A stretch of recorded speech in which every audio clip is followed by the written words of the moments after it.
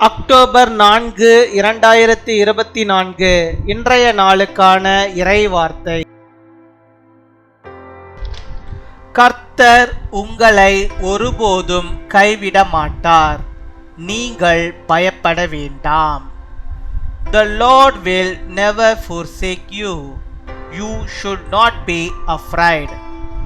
லேவியராகமம் 26 அதிகாரம் 44 வசனம். Leviticus chapter 26 verse 44. நான் அவர்களை கைவிடவும் வெறுக்கவும் மாட்டேன், நான் அவர்கள் தேவனாகிய கர்த்தர். என் அன்பு சகோதர சகோதரிகளே, யார் உங்களை வெறுத்தாலும், யார் உங்களை கைவிட்டாலும், யார் உங்களை ஒதுக்கினாலும் கர்த்தர் உங்களை ஒருபோதும் கைவிடவே மாட்டார், உங்களை ஒதுக்கவே மாட்டார், உங்களை ஒரு நாளும் வெறுக்க மாட்டார். உங்களுக்கு துணையாய் கர்த்தர் என்னோடும் உங்களோடு இருந்து உங்களை ஆசீர்வதிப்பார்.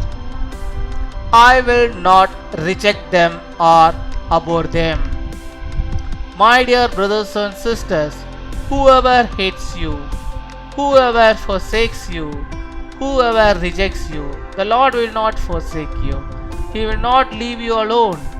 He will not hate you. May the Lord be with you always and bless you. அன்பின் பரலோக தகப்பனே, நன்றியோடு மை துதிக்கிறோம் அப்பா, மை ஸ்தோத்தரிக்கிறோம். இந்த நாளுக்காக நன்றி செலுத்துகிறோம்.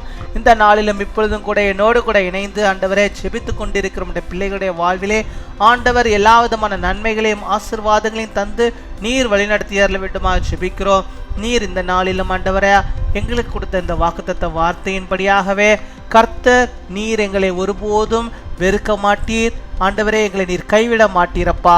அதற்காக உமக்கு நாங்கள் நன்றி செலுத்துகிறோம் அப்பா, உமக்கு நாங்கள் நன்றி செலுத்துகிறோம் அப்பா. கர்த்தாவே, இந்த உலகத்தில் யாரும் எங்களுக்கு துணை இல்லை, எங்களுக்கு துணையாக இருப்பவர் நீர் ஒருவரே ஆண்டவரே. இந்த உலகத்திலே எல்லா மனிதர்களும் ஆண்டவரே எங்களை வெறுக்கலாம், எங்களை ஒதுக்கலாம், வேண்டாம் என்று சொல்லலாம். ஆனால் என் தேவன் நீர் ஒருபோதும் ஆண்டவரே எங்களை வெறுக்காத கர்த்தர். நாங்கள் எப்பேற்பட்ட நிலைமையில இருந்தாலும் எங்களை வெறுக்காதபடிக்கே எங்களை தூக்கி எடுத்து நிறுத்துகிற ஆண்டவராக இருக்கிறீரே, உமக்கு நாங்கள் நன்றி செலுத்துகிறோம் ஆண்டவரே. நீர் பாவங்களை வெறுக்கிறீர், ஆனால் பாவிகளாகி எங்களையோ நீர் நேசிக்கிறவராக இருக்கிறப்பா. நாங்கள் உடைய சமூகத்துக்கு முன்பாக எங்களை நாங்கள் ஊற்றுகிறோம், எங்களை நாங்கள் ஒப்பு கொட்டுகிறோம் ஆண்டவரே. நீர் ஆண்டவரே வெறுக்கிற நீர் விரும்பாததை ஆண்டவரை நாங்கள் செய்யாதபடிக்கு நீர் எங்களை பாதுகாத்துக் கொள்ள வேண்டுமா செபிக்கிறோம். நீர் வெறுக்கிற பாவத்தை நாங்களும் வெறுக்கும்படியாக நீர் கிருபை தர வேண்டுமா செபிக்கிறோம் அப்பா. உம்மை துதிக்கிறோம், உம்மை ஸ்தோத்தரிக்கிறோம் ஆண்டவரே.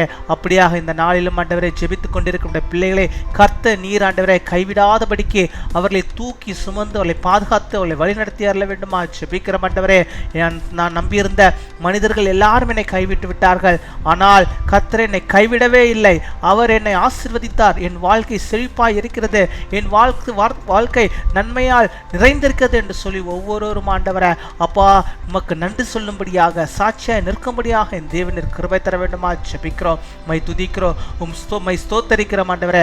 இந்த நாளிலும் ஆண்டவர் உடைய பிள்ளைகள் எந்தெந்த காரியத்தை முன்குறித்து ஜெபிக்கிறார்களோ அத்தனை காரியங்களும் உடைய பிள்ளைகளுக்கு விடுதலையும் ஆசீர்வாதத்தையும் நிறைவாய் தந்தவர்களை நீர் வழிநடத்த வேண்டுமா ஜெபிக்கிறோம் ஆண்டவரே. ஆண்டவர் நீர் அவர்களுக்கு போதுமானவராக இருப்பீராக. அவருடைய வாழ்வின் தேவைகள் அனைத்தையும் நீ சந்தித்தரல வேண்டுமா ஜெபிக்கிறோம். உடைய பிரசனத்தினால் உடைய பிள்ளைகளை நீர் மூட வேண்டுமா ஜெபிக்கிறோம் ஆண்டவரே. மை துதிக்கிறோம், மை ஸ்தோத்தரிக்கிறோம் ஆண்டவரே.